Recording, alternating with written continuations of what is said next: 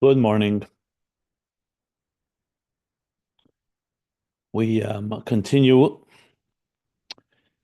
We're now in the last 10 pages of conclusion, reviewing, summarizing for the second time the conclusion of Ayin Beis.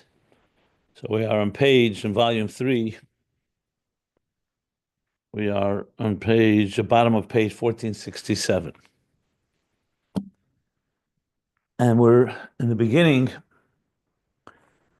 of, as I said, almost a 10-page discussion on Achdus Hashem, following what he introduced in the previous page, that Shema Yisrael, which is the central tefillah, prayer, and the mitzvah of Yichud, which is the central point and foundation of all mitzvahs, Yichud Kutchabricha V'Shchinte, basically connecting, uniting, integrating existence in all its details and diversity with the utter and absolute oneness of God. And that in turn is not just an avoid of the nefesh halikis, but one that will impact the animal soul, both its mind and its emotions. So it too should go along and agree, and ultimately v'haftas Hashem lekecha, which follows Shema and Baruch Shem, b'chol levavcha b'shnei yitzarecha, both Yetzer Tov and Yetzer Hara, nefesh halikis, nefesh habamis. And as he said, not just on the level of Yichud Tata, but also Yichud Law, as he said on the top of page 1466. So this unity that has to be integrated has to affect everything, not just the divine soul, but also the animal soul, and by extension, the physicality of this world and every aspect of it that on its own is focused on its own self-interest and survival.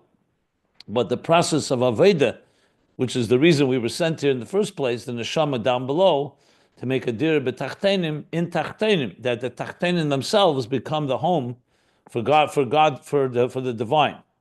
Dir b'tachtenim. So it has to permeate every aspect of existence. L'osid love, in the future, that will be the reality in the revealed and full, complete way, and it will just grow from there. Today, and I say today, meaning before Mashiach comes, before the Geula Amitis Vashlema, it's the Aveda, it's the battle and struggle to achieve that.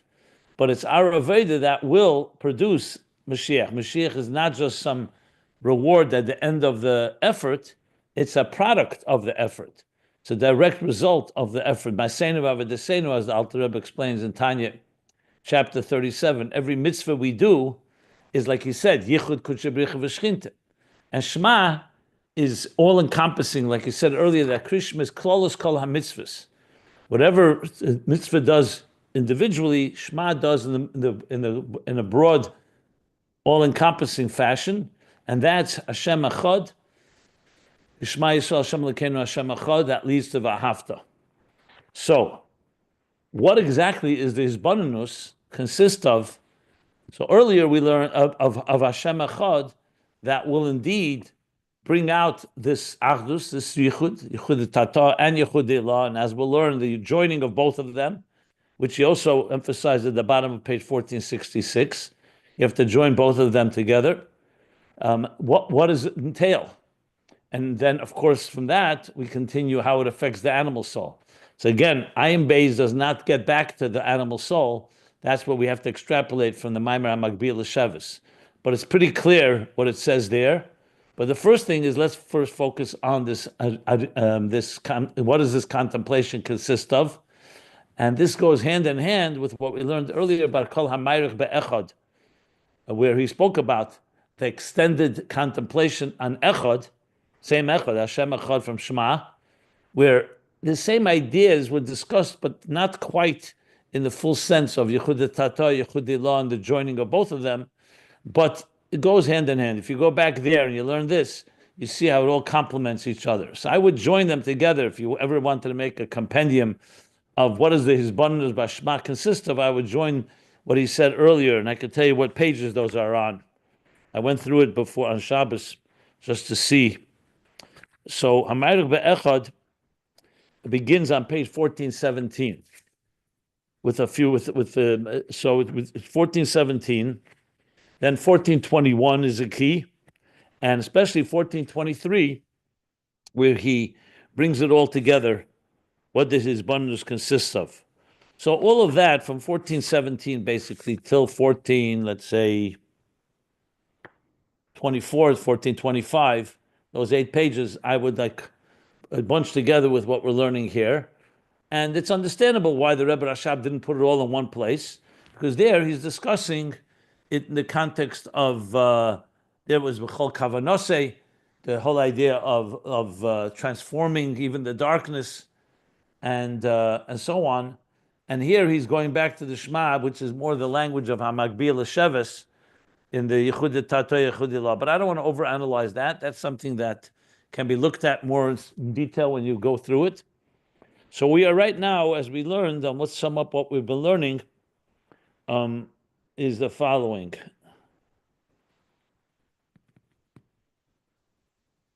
Then I want to add one more thing in the big picture. So specifically on top of page 1467, the page we're on the bottom now, he began to bear the Inyan, and his first point was the distinction between Yesh Miyesh and Yesh Ma'ayin. That a fundamental principle in understanding Hashem Echad is understand that God's reality is completely unlike our own. That's really, if I were to sum it up in one sentence, Yesh Miyesh Ilav all means there's something in common and similar between the cause and the effect.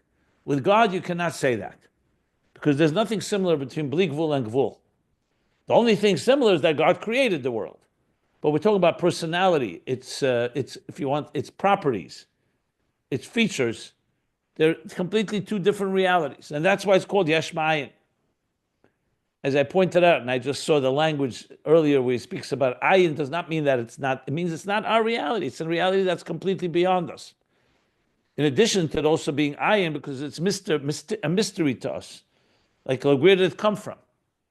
When you look at existence, like nothing precedes it that would indicate that a creation would happen. It had to be willed by a creator who has the power to create. And he created something indeed that has a beginning and an end, that has mortal and finite features. All these things don't exist in Elikus on its own. God has the power to create it, but it itself is not Elikus. It's a product of Elikus. Now, the truth is it is Elikus, because that's God created it, and therefore its entire existence is dependent on God and truly Elikus. But we're talking about when you compare it, if you were to put Elikus here and creation here, you wouldn't see anything in common about them. Because especially this world, the Yesh, actually conceals the divine within it, the divine properties that created. So that leads to a second point, that Yesh Miyesh and Ilav Ol cause an effect that does have something in common. It also has an impact. A shinui and ispilus, as he calls it. Because since they are in common with each other, they're in the same world, so one impacts the other. The cause will be affected by the impact. The examples he used for that was Moichin and Midas. Moichin is the ilah, the cause, and Midas is the effect, as he elaborated how appreciating something intellectually leads to the emotional being attracted to it. The second example he gave was a mashpia makabel, seichel to seichel, the seichel of a mashpia of a transmitter to the seichel of a recipient. And the third was usher and ani, where it's a physical transmission, where the usher helps a poor person and gives him. So all that are commensurate, and there's a shinui in the ilah, as he said at the end of the paragraph.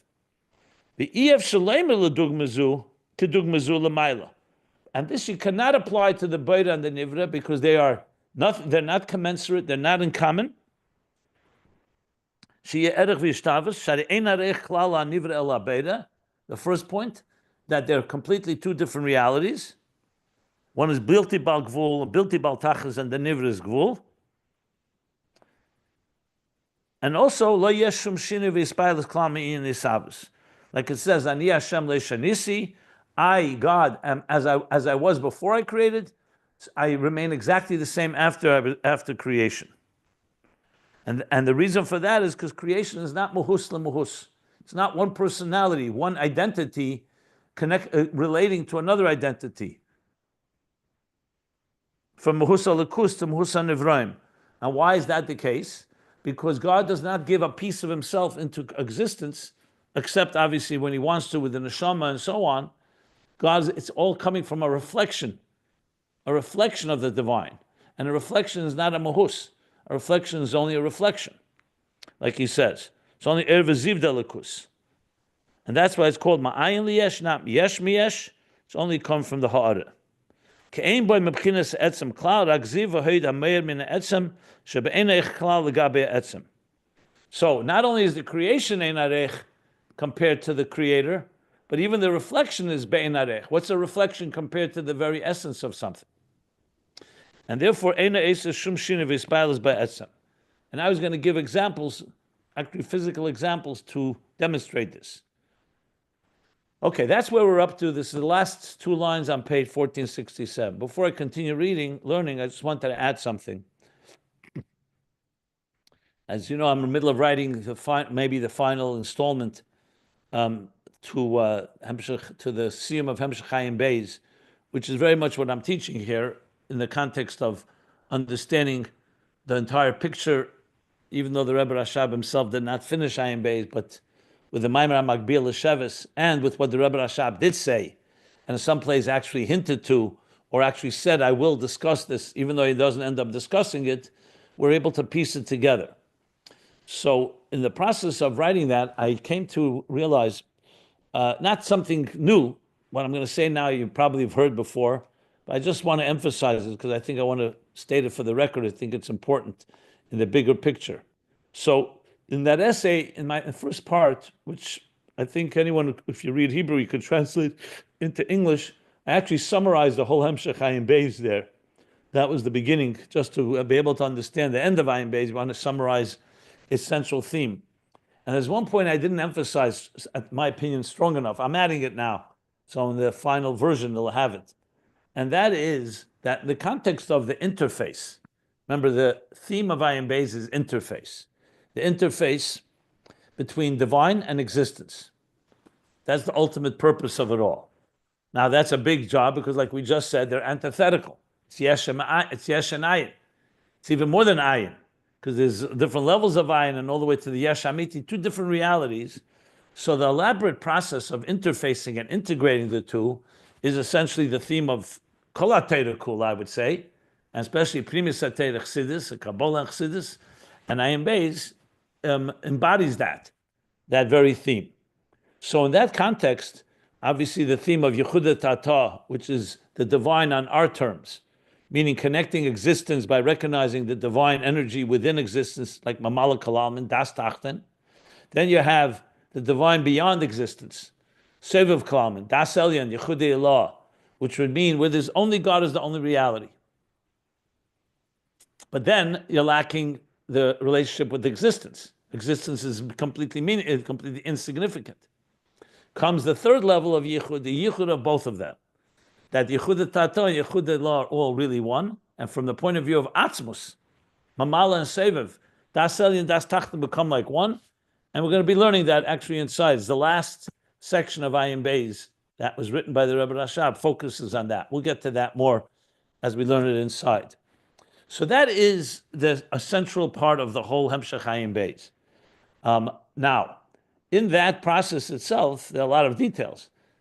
So the pasuk v'yadaita yem v'shavesa levavecha ki havayu hu alekim b'shamayim emal v'oros mitochas eineid is a central pasuk that the Rebbe Rashab uses as a foundational principle, starting in the middle of volume 2 in Ayin Beis, where he dissected every one of those words, v'yadaita and hayem, and v'yadaita yem v'shavesa levavecha, and especially havayu hu alekim, because ultimately havayu alekim is this unity. Havaya is the godliness beyond existence. Alekim is the godliness within existence. Gematria hateva. So in a way, Das Elyon, Das Tachten, or you could say Sevav and Mamala, the different ways, or Gilui and Simtsum, where Havaya is a Gilui, and Alekim is Simtsum. That ultimately the Simtsum reveals Havaya. Havaya is Alekim, and Alekim expresses Havaya. That will be the ultimate goal. But then he added one more thing, Ein Oid. Einoid is not just that Elokim reveals the Gilui, but the very concealment itself is comes from Helam Ha'atzmi of Atzmus, which means the Helam itself is also an expression of the divine. And he considered that the Rebbe Rashab actually called it a separate union. In other words, in addition to Yechud Tata, Yechud Elah, and the joining of the two, which are like three levels, there's a fourth thing called that the Helam itself. And that's where he talks about the Kalim are rooted in the Rishimu, rooted in the Helam Ha'atzmi. Now, obviously, they all come together and they all lead one to the other, but it's the three levels of Yichud, and then comes this highest fourth level, which we'll talk about more as well, especially when we start trying to understand the beginning of the Hemshech and its connection to the conclusion. But there was one key point in volume 2, which is very central to all of this. The question that he asks there, how is it possible? It's one thing when Atzilus, which you could say Atzilus is a world of Gvul, has Esespheres, and that's united with the Bli Gvul of Elikus. Havaya and Elikim, you can call it. Mamal and Seviv. But what do you do with the Parsa? After Atzilus comes Biyah. And in more general terms, before the Tzimtzum, there was no room for existence. And after the Tzimtzum, that's when you have existence. So can you integrate a post-Tzimtzum reality with a pre-Tzimtzum consciousness? Or a post-Parsa reality with a pre-Parsa consciousness? Which is essentially Atzilus. Atzilus the Protis, Atzilus the Klolus, is other words what I'm saying right now. And that became a very important point, especially he asked the questions in the Pesach Maimorim of Tafresh Ayin Hey, middle of volume 2. And then he answered it ultimately that you're ultimately transforming the Tzimtzum. That's what Neshamas Yisrael do when they come down below. They don't ignore the Tzimtzum, they don't bypass it, they don't override it, and they don't surrender to it. They transform it. Because the Tzimtzum itself is also a divine force. And therefore the Tzimtzum is ultimately there, B'shvil HaGilui, is in order to reveal the divine, Havaya Elikim. The Gilui is in order to transmit to us through the Tzimtzum in ways that we can contain it.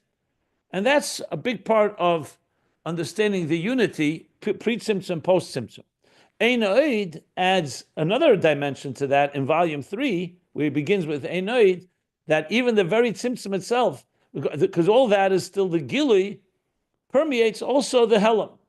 But that the Helam itself, or the words he used later, that the Gvuras themselves are sweetened, B'sharsham, in their own reality, not just because the Chesed sweetens them. It's not just sweet waters that nullify or sweeten the bitter waters. Is that the bitterness itself is rooted in the highest levels. That's, like I said, a fourth level of unity. Now, I'm adding this because I haven't emphasized this as much as I would have liked to, so I'm emphasizing it now, and it's going to play a critical role in the whole final picture of it all. So basically, what I'm saying is there's the element of unity in the world of Giluyim, that Gilui permeates even the darkness, and then there's another aspect that darkness itself, like we learned, the distress itself has and power that can access the Helam Ha'atzmi. And this is going to be very vital because the truth is they both, at the end of the day, God is neither Helam nor Gilui. So you need both anyway. But still, it adds a dimension in understanding the Achdus is even deeper when you add this fourth piece. So just wanted to throw that into the whole picture. As overall, it's not necessarily relevant to what we're learning exactly right now, because now he's still in the context of Yechudi Tata and Yechudi La and the joining of both of them. But is this something that the Rebbe Rashab did address in the bigger picture, and it will come to play, especially, and I came to it because I'm now in the process of trying to figure out how the Rebbe Rashab would answer the questions he asked on page 1 of the Hemshech. You know, we have understood the flow, but the ultimate is how does he conclude and tie together the whole Hemshech from beginning to end? The 3 Ksarim and Nasav and Nishma and the Agdom and Nasal and Nishma, which actually interestingly is all Shavuos Maimorim, and we're coming to Shavuos, so it's fitting to the time that we're in. Okay, that was somewhat of an overview, maybe broader than usual, being that it's Sunday, and now ready to continue reading inside to bring it back to where we are now. And where we are now is going back to The first part of the contemplation is bonus yesh ma'ayin yesh miyesh, that God is completely different reality than our own, and that is also why there's no shina in his pilus. As a result, that it's only a ha'ara, it's only a reflection. Whereas when a teacher teaches seichel to a student, it's not just a reflection of the seichel; it's the seichel itself. It's takanat atzmi, like the birth of a child, but it's not just a reflection; it's seichel. And the same thing, the ani and the usher and the ani, and also seichel amidus, like we discussed. Whereas with the creation, there is that extra leap. Now, critical to understand that, because if God indeed was, God forbid, of the same material like we are, meaning yesh miyesh, then you can make the argument, why do we need to be completely bottled to him? God is superior to us, it's true, so we serve him. But that type of idea of being absorbed in another reality, that's only when you understand that Atzmus, that the Eibishter is unlike us in any possible way. Then that opens the door for us to be able to ultimately connect and ultimately relate to him. So here is what we are going to continue now on the bottom of page 1467. I'm happy if anybody wants to ask any questions on my review here, I'm happy to answer. But keep in mind that I'll probably, if it's something that we haven't learned yet, I'll probably defer to us learning it. But I'm happy if anybody wants me to clarify anything. A quick question. It probably relates to what you're going to teach coming down the road. But Keitzer, just like very quickly, that last piece that you just entered into the discussion about Gvura or Tagburos, Hamtakos Agvuros, sweetening of the severities, the final leg of this integration of Elikus, is that best or shall I say implemented or indicated by tshuva? So too broad of a question, because tshuva really plays a role everywhere. Mm-hmm. But if you're talking about tshuva that he talked there about, like a person who's in a state of the rock bottom, what we called, right, like distress, yes, and that distress itself brings the level of connecting to the highest levels. There is an aspect of that, but keep in mind that he also spoke about the midbar, shcheira niv nava, the soul comes down, is darkened, so everybody has some element of tshuva when they do avodah. So in tshuva itself, you'd have to say there's several levels, but one level would ultimately connect to that fourth dimension that I'm describing. The ultimate, maybe the deepest level of tshuva, when you're really coming from total darkness to light. But you have to keep, as I said, even in general, the neshama coming down below is already in a state of darkness that he compared to a midbar, nafshi, that in turn induces or triggers the thirst and the yearning and longing, which is also an element. He doesn't use the word tshuva. I pointed that out a number of times, because ultimate tshuva, remember, there's also a big part of the Ayin Beis earlier in volume 3 is about la sovet sadikai b'tiyufta, that Mashiach will also bring tshuva to tzaddikim. And tzaddikim really don't have darkness. They don't have a Yetzer Hara, or they're not struggling quite like the rest of us. And yet they also need tshuva, because everybody needs to connect to that Helam Ha'atzmi. So the question is whether it comes from there. Obviously, someone who's actually transgressed and gone into the darkest places, then then you definitely need to turn to the root of the Helam, of the Kalim and the Rishimu and the Helam Ha'atzmi, because it becomes more important for a person who's actually in that state. Thank you. Yeah, that's exactly what I was referring to. But thank you for broadening it to Tzamalach Hanafshi and the Shtor Ibanava. That was also very helpful. Yeah. Okay, good. So now. Oh, could I just ask something, Rabbi? Yeah, please. So when you talk about that deepest level, that is bitter, actually, right? I mean, to us. But is that what, like, the Baal Shem Tov was talking about when he sweetened the thing to it at its root? Is there what Baal Shem Tov are you referring to? I mean, this is a theme in Kabbalah and Chassidus in general. You're discussing a particular Baal Shem Tov thought, idea?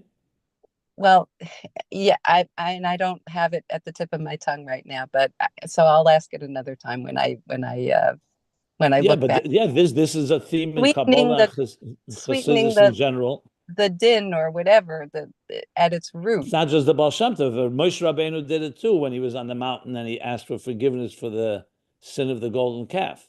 So that's So what they were accessing then, that very highest level? Is that the highest that we can access?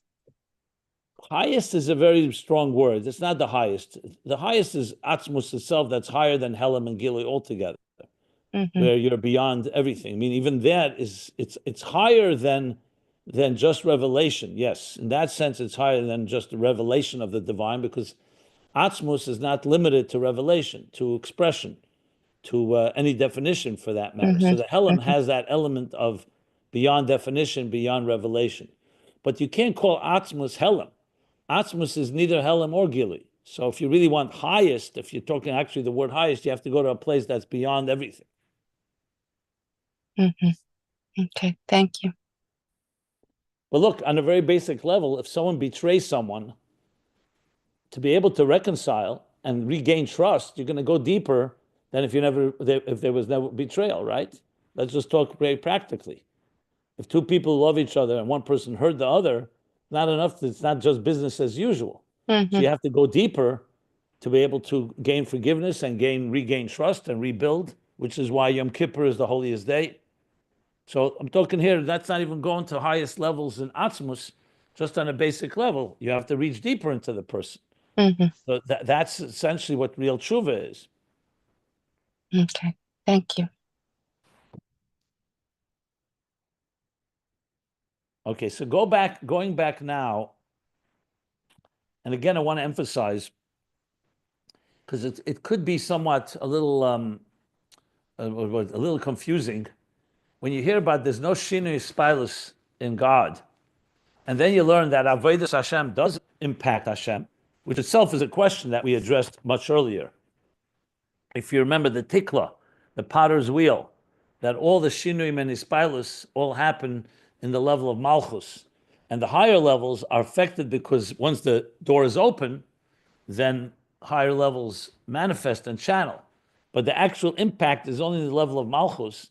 So the Rebbe Rashab does, in a few places, qualify that that's all through Avodah. We're talking now the process when we're contemplating on Hashem Echad. We're talking about us now trying to have a relationship with God. And what I mean by relationship, understanding what godliness is like. And therefore, in that context, we're talking about God as in his pure, pristine state. Not after God says, okay, I want you to do Avodah and I want you to have a relationship with me and we will have a marriage at Matan Torah. Because all that says, one second. So God married the Jewish people at Matan Torah. He cares about their Avodah. He cares about what they do. And and you're saying it has no impact on him? What does that mean? That's why it's very important to not bring into the picture here Avodas Hashem. We're not talking about Avodah. As a matter of fact, in a few pages from now, the Rebbe Rashab will make that very clear. The bottom of page 1471. It's very fundamental few lines. So if you're ever struggling with this question back and forth, just go to the bottom of page 1471, where he says, literally 6 lines from the bottom, he says, Kol zeh b'maisa tachtenim b'avedosam b'kiyum ateidah mitzvahs. What is he referring to? Kol zeh is the effect that we have, where God says, I have nachas ruach from our Avodah, and all of that. However you explain what that effect is, I'm not getting into details, but that's when you're talking Avodas Hashem. That's not the process of creation. If you continue, Uba'alo asman, aval b'yin hayisavus ein shum shini v'yispilus. So in other words, when God created Bereshis bara Elokim, there's no shinei spouse because God is completely beyond existence, like we're learning here. If you're talking about Avodah, that's already on the 6th day of creation. And the purpose of creation is that, yes, there should be man and woman, there should be a human being, where that Avodah matters to Hashem and so on. But you see clearly that he distinguishes between the process of creation and what is achieved through our Avodah. So now keep in mind, the Avodah itself is what Hashem chose. He chose that. We learned earlier, especially in volume 2, there's a whole mimer, Vayikra Tzav, Tafrei Shayin Hey, where he asked the question, how much Avodah affects above? Does it affect Hashem? And ultimately his answer is because God wants it to. Not because God actually needs it.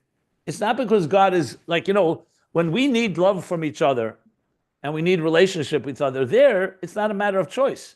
A human being is wired in a certain way, just like we need to eat and drink, and just like we need to sleep, and we have other physical needs, we have spiritual needs, and we also have the need for companionship, for love. With God, you cannot say that, because God's reality is completely beyond us. And yet, nesave, that's why it's a nesave, it's a desire.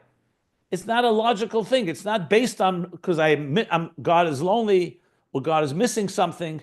He desired a dira b'tachtenim, which in turn set into motion the whole existence, that he wants an existence which indeed is completely beyond him, and yet he wants a relationship with us. That's very different than saying that God has some commonality with us, and like a producer and a product that are, yes, the producer is the first cause, but still there's something in common. No, there's nothing in common.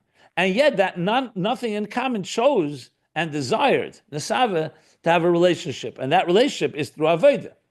And that's a very critical piece that I'm emphasizing it because it could be confusing when you start thinking about it, and just it always comes back.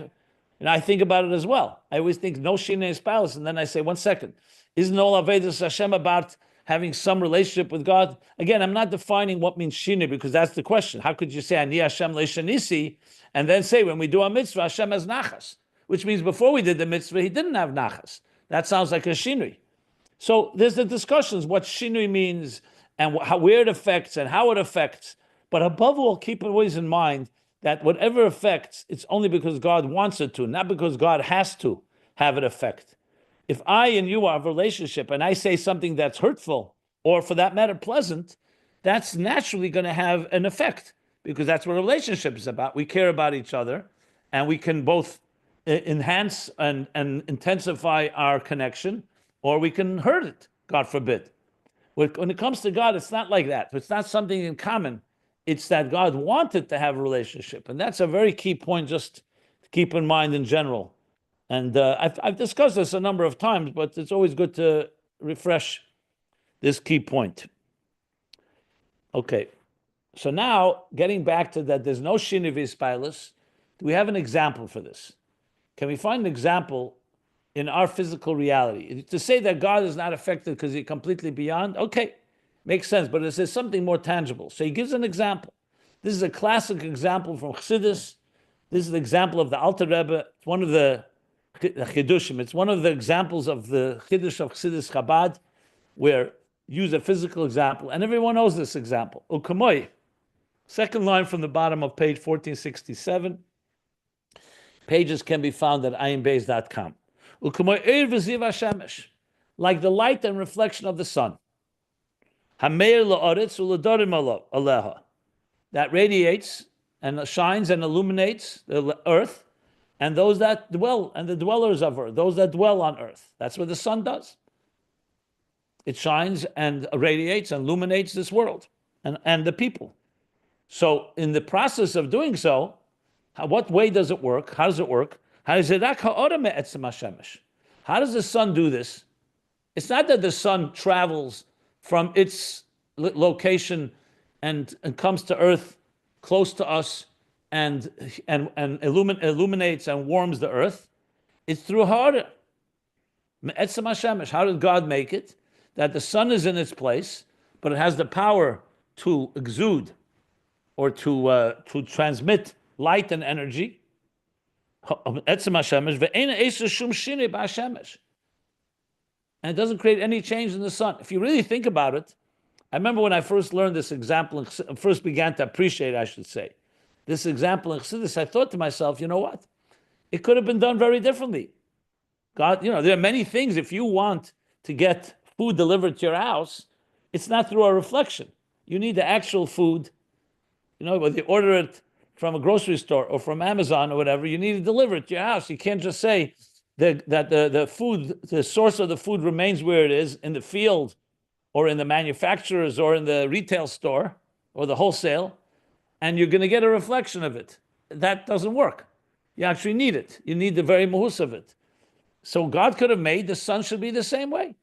And in some way, pieces of the sun end up on earth. I mean, I'm not trying to create another scenario, but the very concept that something should exist and it has the capacity to touch and reach us, and in itself is not impacted because it's only a reflection, is is itself a chiddush. We take it for granted because all luminaries are that way.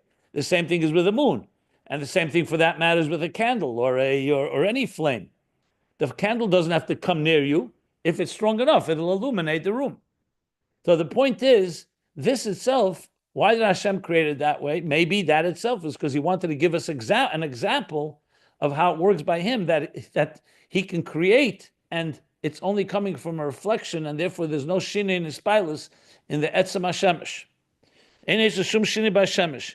Ima meir, im lav. Next page, 1468. Whether the light shines or does not shine makes no difference to the sun. If it's a very cloudy day and the sun is shining, it's not like the sun will be depressed or the sun will be somewhat depleted because it can't shine.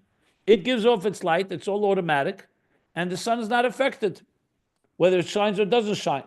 You can't say the same thing with the teacher and the student.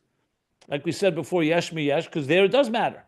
The teacher is teaching and the student is not listening, and so on. Yes, it doesn't affect maybe the etzem of the teacher, and his seichel is not weakened, but the hashpah is definitely compromised. So here, it doesn't make a difference, the shinei spalus. So, k'moy eir v'chayes hanefesh. Example number 2, which has something in common with the sun, but as we're going to learn, there's also a big difference between these two mishalim. So eir v'chayes hanefesh is also the same way. The nefesh is the soul, is the source of energy that gives us life. I'm not talking now anything else about the nefesh. We're not talking about the divine part of it. We're just talking about the biological nefesh. That it's a source of energy, like electricity. It's a source of electricity. In our case, the electricity that energizes and gives the body life, and we all experience it all the time. So it's hurak ha'orma nefesh. It's only a reflection of the nefesh. It's like the eir ha-nefesh, not the nefesh itself, like the sun. However, in this case, first of all, the nefesh is not quite as tangible like the sun. And secondly, it's not millions of miles away. Or how far is the sun from us? I don't even know. The Alter Rebbe says it in Tanya. I should know from there. But it's quite a distance, let's put it that way. But it's still, how does it function? It's a ha'ara from the nefesh.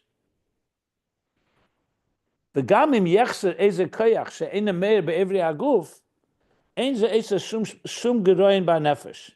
And even if, God forbid, there's some handicap, or I don't say handicap, yechser, if there's lacking some flaw of some faculty that's not radiating, that's not reaching the Evri Haguf. Let's say for some reason a person is having a hearing problem or seeing issue or any other faculty that's not fully getting the energy that it needs. So you say, what's the reason? It's usually the part of it is not because it doesn't cause any geroyin. The nefesh does not become weakened by it because the nefesh remains intact. Its energy is not flowing properly. I mean, it's like the example, let's say the heart can be a fully healthy heart, but if the arteries are clogged or blocked, God forbid, it impedes the flow of the blood to the heart. So the heart can be in a very good shape, but the fuel lines are blocked. And the soul that's sending that blood is not lacking anything. It's doing the same thing it would do for a healthy person. However, for whatever reason, whether it's I mentioned circulatory, same thing, a pinched nerve, or something else that's impeding the flow from the nefesh to the aver, to the particular organ or limb, so it's not causing any weakness, it's not diminishing anything within the source, which is not the case in yesh miyesh. For example, if you pour water from a pitcher into a cup, there's less water in the pitcher. There's no less energy in the soul because it's transmitting energy into the body. So, for example, if you're not using your faculties, I mean, he uses the example here, yechser, that something is lacking. But if you're not using your faculties, whatever reason, you close your eyes, or your ears, or you're asleep for that matter, or you're not walking, does that mean the nefesh is like somewhat compromised? No. The energy of the nefesh is there. You're just not using it. It's not actualizing. But the nefesh does not affect it less or more by its giving off energy. The haraya, and he brings up proof to this, shari summa, meilid sholem. A blind person gives birth to a seeing eye person. You see this all the time. Now, yes, God forbid, there are situations where a child unfortunately inherits a flaw in their physical eye from their parent, but that's a much more rare situation. Generally speaking, even if you have two parents, God forbid, that are blind, they, in every natural case, they will give birth to a child that sees, because their nefesh is not lacking the power of vision. The power of vision is either due to a damaged eye, or to a damaged optic nerve, or some other thing that is not allowing the so-called the power of the faculty, the power of vision, to enter into the keli, the oir into the keli. Is something that's not allowing them to work, to smoothly work with each other. But the child, a newborn child that doesn't have that, so the nefesh, if the blind person actually didn't have vision in their soul, then how could they pass on vision to a child? So that clearly tells you that the nefesh is so-called oblivious, is removed from the very extension of vision, which is more ha'ara and oir, like the sun. The sun is not impacted by whether the oir is shining or not shining. It remains intact and is not affected by it. And that's because the power of vision is only a reflection from the power of vision within the soul.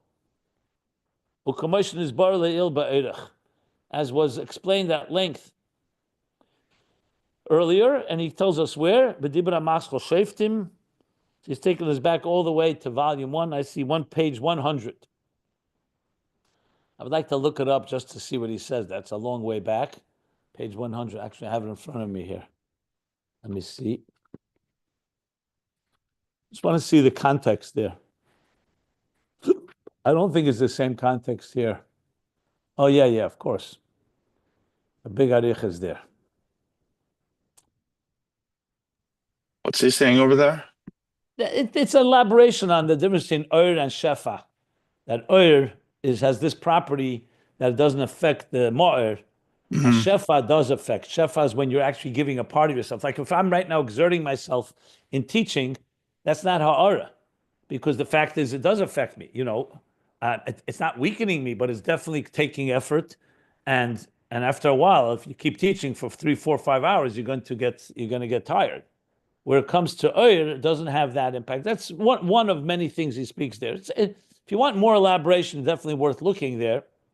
But it's essentially elaborates on this point, the difference between oir and shefa, which is, in other words, like oir, like is shefa is usually yesh miyesh, or ilav va'olol, and oir is ma'ir, and oir is very different. We never talk about elikus as a shefa? I thought we did. There are lower levels where elikus manifests like a shefa, but it's much lower levels. Like from Malchus into Bia, Malchus of Atzilus into Bia. I don't remember. I don't recall if that's the way it's explained. Maybe back on page 100 he discusses. Okay, I don't want to sidetrack. Generally speaking, it's not discussed that way. Okay, thank you. Okay, so this is now an example. 2 examples he gave: sun and sunlight, and nefesh and er hanefesh. So now he's coming back to the nimshal, to the moral. What does this tell us? And so too is it above by Hashem. That the Eir, and remember, Eir is a creation that God created, a manner of expressing himself.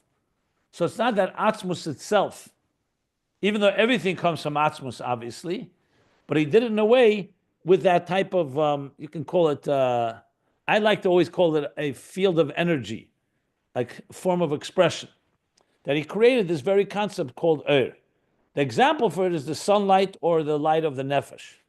She'ena Esa Shinui Klal Ba'atzmus doesn't create any change in Atzmus because Eir does not affect the source.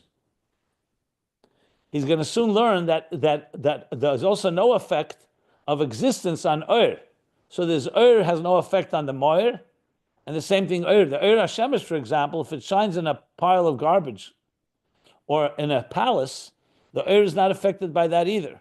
But we're going to get to that. Right now he's talking about the Moir and the Eir. The source since it's coming only a reflection, the source is not impacted. There's no shinu, there's no change, there's no shift in the etzem. Im kain. So now going back to the original point, im kain had a savashem b'chinas ha'er v'aziv hu be'ena reich klal l'gaba atzmos. So that takes us back to the idea that hisavus, which is coming only from a oir, which doesn't affect the etzem, is be'ena reich klal l'gaba atzmos. So if you're talking about atzmos and existence, with all of existence coming from oir, not from the etzem, well, it's coming from the etzem, but it's not impacting the etzem. It's like the sun through the light that is affecting us. So it's ein arech klal l'gabe atzmos, ve'ein eses shim shini klal. So it's not just it doesn't cause change. It's like the first point as well. There's completely two different realities. There's nothing in common between them. So if someone were to say, is there anything in common between the sun and the earth? So obviously you could answer they're both spheres and they both have certain chemical reactions, but the truth is the sun and the earth are not made of the same properties at all. It's just like the difference between, let's say, electricity and an appliance, electricity and a light bulb. Yes, they work together, and at the end of the day, they're both physical in that sense. But there's also they're different paradigms, they're different realities. As a matter of fact, if the earth was anything like the sun, we wouldn't exist. We wouldn't exist even if the sun was 100 miles closer to us. It would be too hot, let alone if the earth itself was the sun. So it's two different realities. So you see here, he's now conflating both elements that he said earlier. The infinite distance, the non-commonality between yesh and ayin, between God and existence, and the lack of shinui and espilus, one from the creation on Atzmus.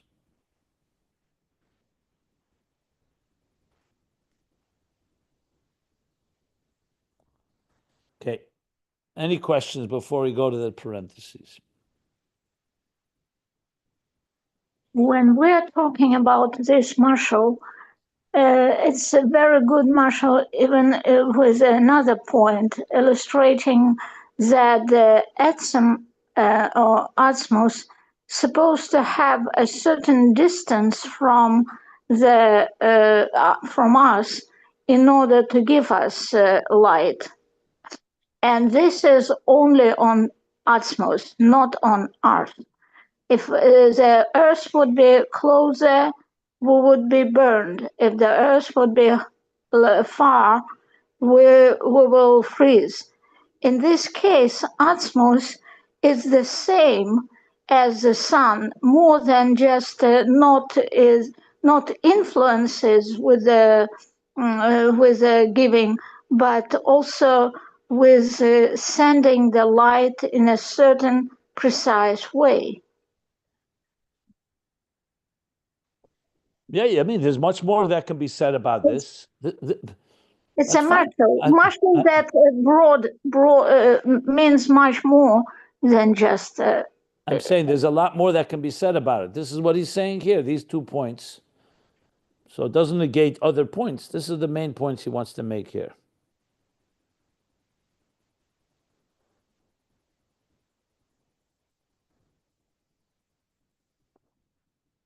There are many places in Chassidus that talks about other aspects of what we derive from the fact that it's only Ha'ar and Ha'ara, only a reflection. Here his focus is, at the end of the day, he wants to understand Hashem Echad and what Yesh Ma'ayin is, so we should be able to understand how to ultimately unite existence with godliness. And there's going to be a very key point, is why that it's only a reflection, as we'll soon see. He hasn't concluded this whole theme yet.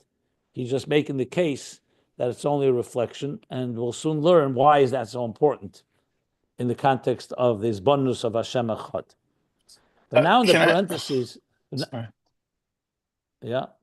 I have a question. I think I asked this the last time around. So I apologize, I'm asking you again in a different way. It seems in Chassidus in general, there is such a strong emphasis, like almost going out of the way to defend this notion of ain't shuning. There's no change. It ain't shuning. It's shuning ba'atzmos. You can't affect atzmos, and it seems to go beyond just describing a metaphysical truth. It seems to be like a hot point button. Like this, the mere suggestion is almost like apostasy. And I guess I'm curious about that because, well, first of all, it's a metaphysical reality or truth that it just is so. That's an important thing to know. That's just the way God made the world. That's the way He is, and it's but at the same time, if you think about having a relationship with your Creator, would it be so terrible if you know you want in a relationship the other to care? In this case, we have to care, but the Abishur doesn't really have to care about us, and so Didn't it I just just seems. address that at length before when I spoke about Avodas Hashem? Um, Maybe you did. I'm sorry. It's 3 hours earlier here, so maybe I wasn't focusing well enough. I'm not sure what you said about that. Well, that was exactly what I addressed. I said that it's a whole separate discussion. I even referred to a page at the bottom of 1471. I said, if you ever have this question, just look at 1471. He addresses the point. Yeah. No, I went. So, yeah. Yeah. The reason that this is the case, because if God has something in common with us, then why do we need to be completely bottled to Him? You know, we could say, I have a little God in my life, but I also have my own agenda in life. You won't have real Achdus Hashem if God and us are in common. There's this critical, not just from a point of view of a metaphysical truth, but it's critical for a real, full relationship. Ironically, if you want to have a relationship with God in God's terms, you need to first realize that He's completely different than you are. And that very different reality chose to want to have a relationship with us. Not because He had to, because He wants to. I see. That was the point I made before. Thank you. And indeed, there are many philosophers, and I would even say there are many Jewish thinkers without Chassidus Chabad that do have more or less a compartmentalized relationship with God. Yes, God is far greater than us, He's superior to us, but at the end of the day, He's not completely beyond us. So then there's also room for something so-called your own agenda that's not necessarily a godly agenda. I'm not talking about doing anything criminal or prohibited, but it doesn't have that utter, Chassidus Chabad definitely insists on an utter, seamless, total, and exclusive unity and integration without any room for some other thing. As soon as it's a relationship that has something in common, that fundamentally God is similar to us in some way, like the philosophers that hold the first cause, He's like the first cause. So then think of God as like an artist.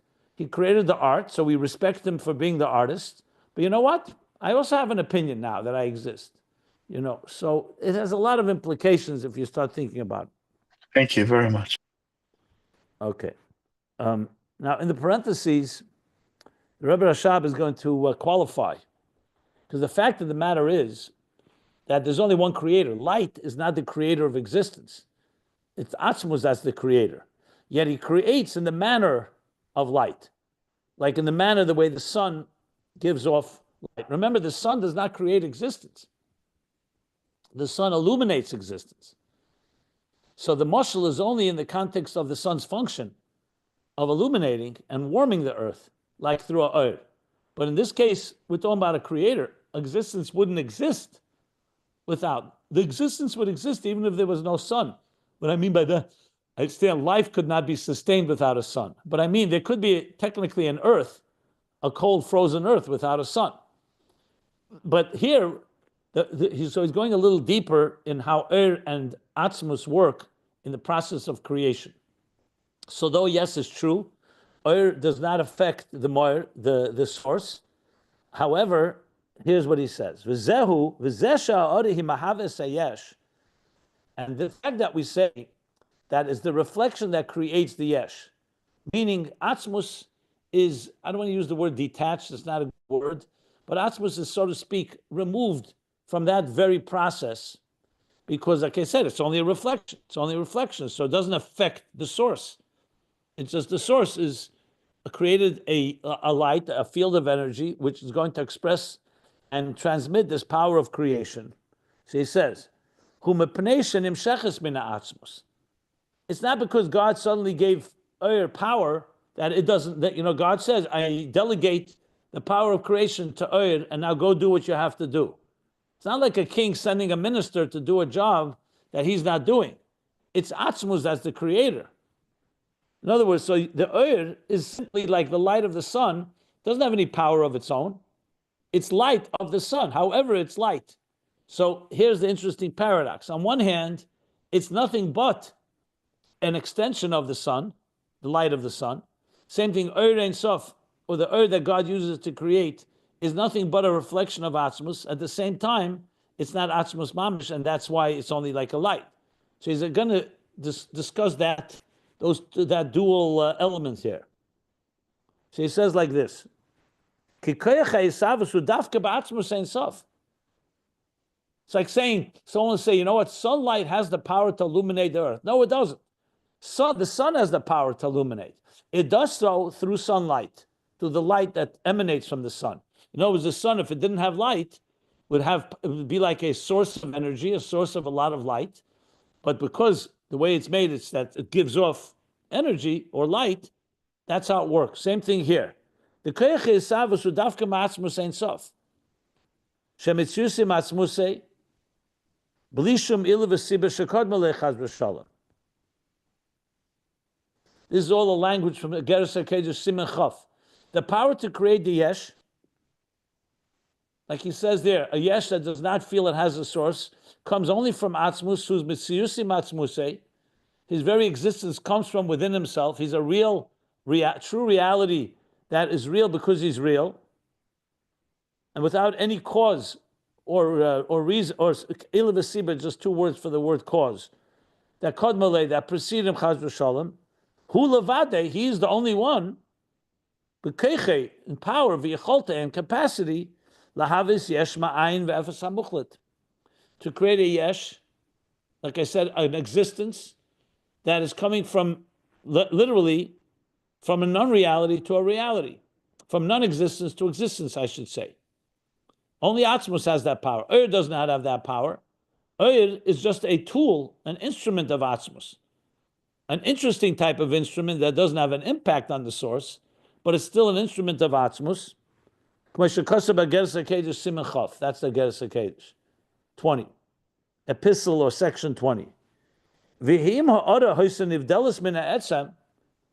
Now, if the reflection was separate from the etzem, think of sunlight separating itself from the sun, hypothetically.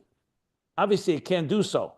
But hypothetically, if something separated the light from the sun, what would happen?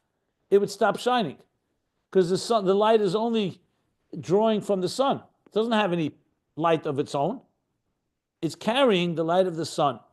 So light, in other words, is an interesting entity. It's very different than anything else that we are familiar with. Because everything else, let's say water. If I pour water to you, the water itself is there even if I stop pouring it. It comes from the pitcher, but it's not exclusive. If you separate, if you stop pouring the water is now whatever you gathered, whatever it was poured to you is yours. The same thing with almost all physical reality. It's only air and energy, light and energy, that's different than that. Which is also very fascinating as an aside. That's only in the last 100 years or 125 years that light became so prominent in physics with Einstein's discoveries and then later quantum mechanics and so on. But in Kabbalah Chassidus, Oyer was always the central point. Oyer Ein Sof, Lifnei Tzimtzum, La'achar Tzimtzum. Oyer was always the key element used in how God creates. It was just interesting to note. A lot to say on that, but I just wanted to point that out. So this context of Oyer, light and energy, which physicists and scientists constantly try to analyze, what is light exactly? Not a simple entity, because it has these dual properties. Is it an entity of its own? Is it not? Is it particle, a wave, etc.? So he's saying here that if the Oyer was nivdelas min ha'etzem, was separate from its source, from the core essence, it would not have the power to create. So here's the interesting thing. On one hand, it doesn't affect the source. But on the other hand, Oyer has no power of its own. It's only an extension of the source. And the fact that this Oyer carries the power of creation is because it's extending from the source that is the creator. But in actuality, the very hisavus itself is not the etzem engaging in creation, it's the etzem through the light, like the sun through the light that is engaging. The ein hisavus eisa shum hispilus chaz v'shalom ba'etzem. And the hisavus doesn't cause any hispilus, any effect, any impact, any shift. I mean, different ways to define hispilus. Here, hispilus doesn't mean excitement. Like sometimes you say someone's mispal is excited. Here it means effect, impact, in the etzem at all. So you have this interesting, it's somewhat of a paradox, but it's definitely dual properties, which is vital in many, many areas here. I mean, I'm almost sure that the first time we learned this, I must have elaborated a lot more about the Chiddush of Ur. In Samach Vav, in Hemshech Samach Vav, which is like a cousin to Hemshech Ayin Beis, that the Rebbe Rashab said a few years earlier. Samach Vav is the year 1906. Ayin Beis began 1912. So in the Maimer Vayelach, Samach Vav, Peshpasha B'Shalach, there's one of the most fundamental Mamorim Chassidus, and there the Rebbe Rashab uses a language. He says, "Ubezeh zeu achiddush shel Admur Nishma," meaning he's talking about the Alter Rebbe, the chiddush of the Alter Rebbe be'inyan ha'oir. That's the place that he uses the word chiddush. That oir, the Alter Rebbe was mechadish very interesting themes regarding oir. Actually, I was interesting, revolutionary themes, I would even say. And here's not the place to go into it in detail because it would be a little of a distraction, a little tangential. But suffice it to say, there are hundreds of pages in my Morich Chassidus that talk about Ur and Atzmus and why is using Ur, why is the example of Ur. It's all the elements of it. Interestingly, in Sefer Erchim Chabad, it does cover Ur. So Ur is probably at least 1 or 2 volumes just on Ur. So literally hundreds of pages of everything about Ur and Atzmus. Here he's touching upon the key point here is Shinui and Ispilus. But in the parentheses he wanted to qualify because it's not just that Ur is a passive entity, Ur is carrying the power of Atzmus and yet not impacting Atzmus, which is, again, a very fascinating idea. That sunlight, the light is carrying the warmth and the heat of the sun, and yet it does not affect the sun. So, which mimer was that in Samach Vav, please? Vayelach. Thank you. B'Shalach.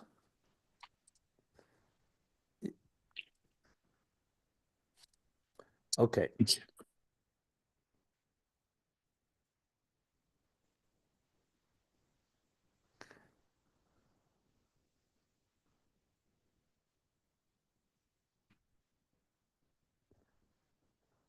So now,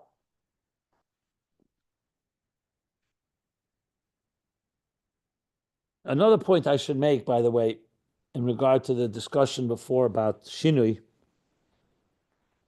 besides the fact that we want to make sure that Atzmus remains intact and not affected, there's another very key point that's important to emphasize. And that is that if there's a Shinui in Atzmus, then there's also, you can say, a Shinui in Achdus. Because if one God created a multi-diverse world with a multitude of details, so you can say, you know what? Okay, before creation, God was utterly one, but now he created a world with details. So that, in a way, there is more than there's duality and there's plurality and there's a whole multitude. By making it clear that God's Achdus remains intact, you're saying that creation, with all its details, does not compromise in any way the divine unity, which is going to be vital in understanding our unity with godliness. So that's another point I should have emphasized, but I'm emphasizing now. Thank you. That's a beautiful point. Ube'emes, now he adds one more point here. The point I made earlier, that not just the Moir, Atzmus is not affected by the Oir is not affected by creation. Ube'emes, gam ba'ora lo yeshum shinui v'hispilus, klal me'isavus. In truth, when you think about it, also the reflection itself doesn't have any shift or change. due to hisavas, the creation that it produces. Just like the sunlight, as it comes to Earth, it's not affected whether it's a cloudy day or not cloudy day, where it's shining, how it's shining. It's completely oblivious. It shines its light, and that's that. And here is Medayik, that so before, the simple meaning, Ani, God, I, God, I'm not, don't change. But Avaya is a name. A name of God is already a ha'ara. The Shem Avaya b'chinas ha'er v'agili min ha'etzem. So the Pasuk isn't saying just that Atzmus le'shanisi. It's saying even Havaya, which is an Ur and a Gili and an expression and a revelation, Mina Etzem, Hari Emer al Zel Leishanisi. That too is not subject to shift or change. Now, in Havaya itself, we know there's Yud K Vav K, which correspond generally to Chachma, Bina, Zah, and Malchus, the 10 spheres, or sometimes to the 4 worlds, Yud K Vav K. So when you say Havaya Leishanisi, you're also referring to the last Hey. Hey Achreina, which is the level of Malchus, is also Leishanisi Klal. So it's not just Atzmus, but his reflection and Havaya that carries the power of Atzmus, all the way down to the last Hey of Malchus, also Leishanisi Klal. Ki gam ha'ora einu b'chinas islapshus v'tfisa b'hanivroim. Because also the ha'ora is not manifesting within. Like when a teacher teaches a student, he's engaging. He's relating to him. There's a relationship. Oyer does not have a relationship with the area that it's illuminating or warming. It's not islapshus v'tfisa b'nivroim. V'hisavasi b'derech ein arech. The creation is certain type of infinite, a certain type of detachment. Ein arech. It shines, and that's that. It's not involving, not engaging. When the Rebbe, for example, in Tavshin Lamed Zayin, 1976, Yutas Kisru spoke about a mashpia, he said mashpia is from the word shefa. A mashpia cannot be like Ur. When you go speak to a mentor, you don't want someone that's aloof and detached and not affected by what you're telling them. You want someone who's involved, who's engaged. So mashpia is dafka the word shefa. Shefa means an engaged relationship, not just someone like it's just you're going in to receive wisdom from them and they don't even care who they're talking to and doesn't make a difference what your issues are. A good teacher or a good mentor, I should say, is someone like that. Is someone that engages. That's shefa. But Ur doesn't work that way. Ur is without his slapshus and tfisa b'nivraim, and the savas is b'derech ein arech. It's like two separate entities, like it's creating from a distance, so to speak. That distance doesn't mean here physical distance. It means it's not engaging in the process.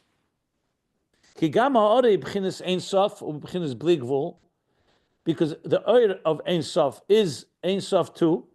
It itself is without end and infinite. And from that alone, you cannot create Bal Gvul. You need to have Tzimtzumim and all kinds of other things because, like he said before with creation, if creation was an extension of the Boira, it would have to be built to Bal Gvul. It would have to have no end. The fact that it's created means that it's a finite entity, rather. It means it's a very different entity, and there's nothing in common. And this is now true also in comparison to the Oyer. But we know that creation also has a step where the Koach Hapoel benifel, the very power of the producer, does enter into the product. There is a level like that, which is here clearly even lower than Malchus. So he says, when you finally speak about Koach Hapoel benifel, where Hashem says, let's say Yehi Oyer or Yehi Rekia, so there he's actually saying the words Oyer Rekia, which is commensurate to the product it's creating. Or like he calls it in the Shar Yuchad V'Amun, it's Bislapshus Koach Hapoel benifel. God does not just create from so-called a distance. There is a koach, but he says that's already a reflection of a reflection. That's not the original Oyer. The Oyer, as it keeps going through Tzimtzumim, ultimately will be tailored and become an Oyer that is commensurate and fits into the Kayim. That's called Mamala Kalam. V'gam bezeh, But he continues, but even in this level, ein shinu mitzad ha'etzem ki mitzad ha'yislapshus. But even when it does manifest within existence, in like an internalized way, even then, the shinui is only mitzad ha'yislapshus, only due to that engagement, involvement, but not mitzad the etzem. The etzem will remain untouched by it. So it'd be like saying, for example, let's say the Rebbe, or a great master teacher. He now chooses to engage with his students, but in a real engagement, not in an aloof and distant or detached way. He's engaging. He listens to their questions. They ask questions. He answers. It's a real discussion, a real conversation. Not just he comes and says a shir, and gives a class and leaves, which would mean like oir. It's like shefa. He's beislapshus. The fact of the matter is that creating a shinui in his etzem? No. He chose to manifest himself in that way. And yes, in that context, when he's beislapshus, it's like someone putting on a garment. If you touch the garment, you're affecting the person. But the garment itself is not really who he is. He just chose to go in that state. That has value. No one's dismissing the value. But the etzem remains. It's only mitzad ishlapshus there'll be a change. So if you, for example, held on to his garment, and in the way let's say you pull someone closer to you through their garment, yes, you're pulling them, but you're not really affecting their etzem because the garment is never really one with them. So it basically is saying that there's a shinu mitzad ishlapshus, not a shinu mitzad etzem.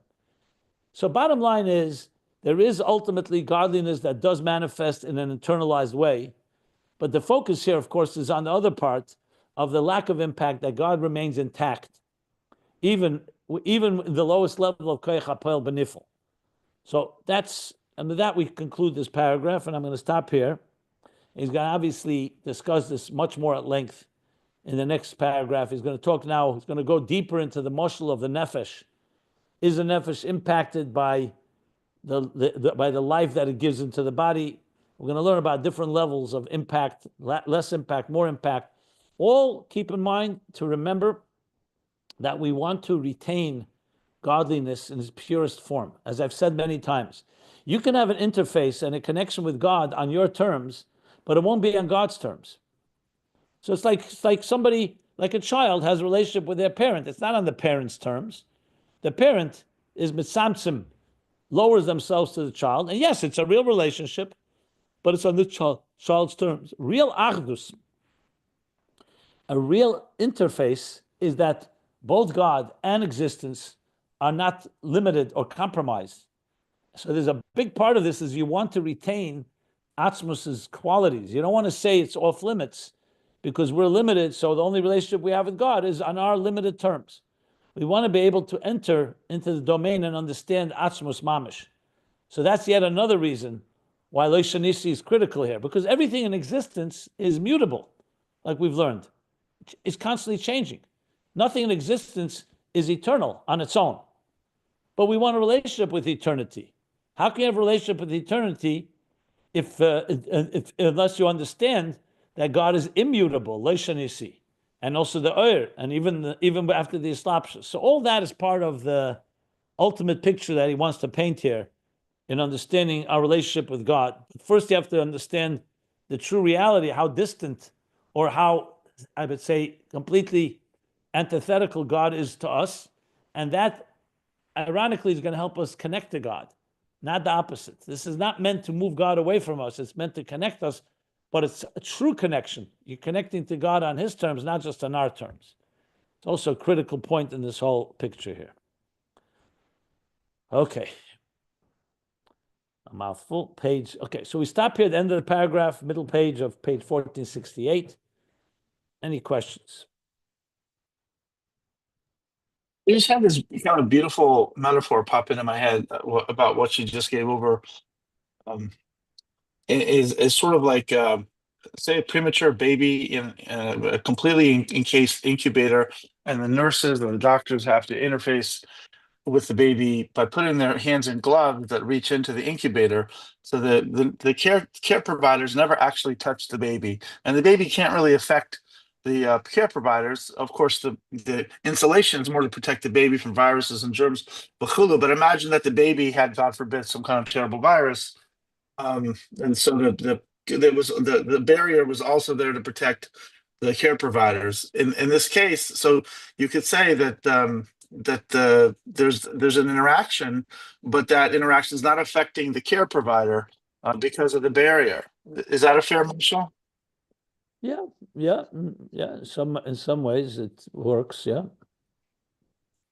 This is interesting because we think of God. I mean, There are imagine many such examples you could probably find, but okay, that works. Yeah.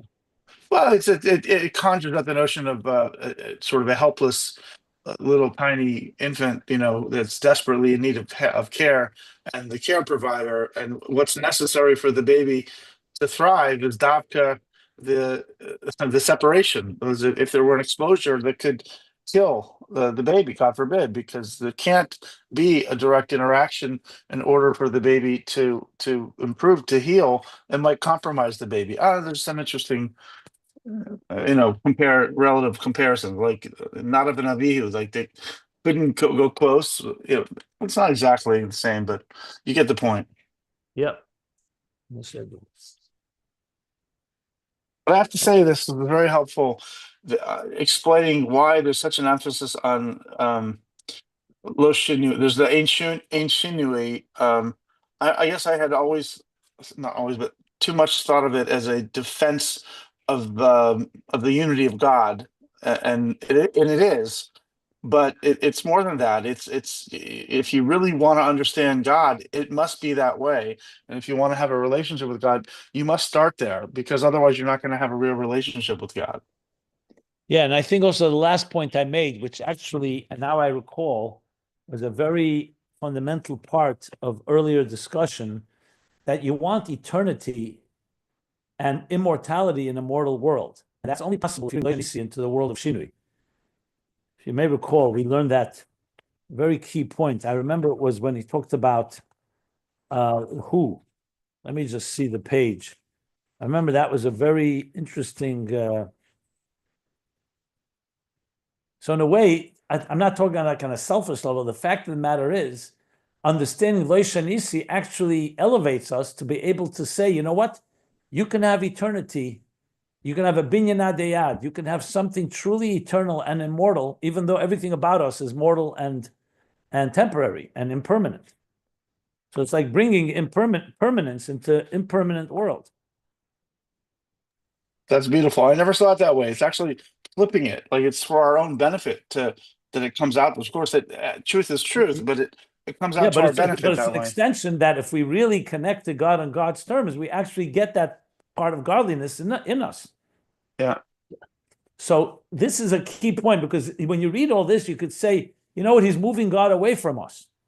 God is completely beyond Lo Shanisi. It's only only Koach Hapoel Benifel. In other words, God is like sent messengers to relate to us, but he himself is completely different reality. It's exact opposite.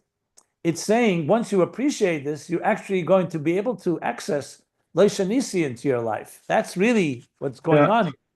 That's so beautiful, the way you flipped it there. Yeah. Now, I wanted to see where it's very counterintuitive. Yeah, it's but the is same that thing only with it's actually the same thing with the Tzimtzum. The deeper the big chiddush of the Arizal with the Tzimtzum, because everyone says, well, the Arizal, what's the chiddush? Of course, godliness exists. If God was all pervasive, godly consciousness, there's no room for anything else. Anyone can figure that out. You don't need the Arizal to tell us that. So what the real chiddush of the Arizal is that Tzimtzum is part of God's process of finding a way to teach us about his completely infinite self that's completely beyond. And Tzimtzum allows us to appreciate that and then bring it into our lives. So it's the same counterintuitive aspect, frankly. Yeah, very much. Sure. Let me see. There's one piece I just came up. Trying to find it. Where is it? Oh, right here.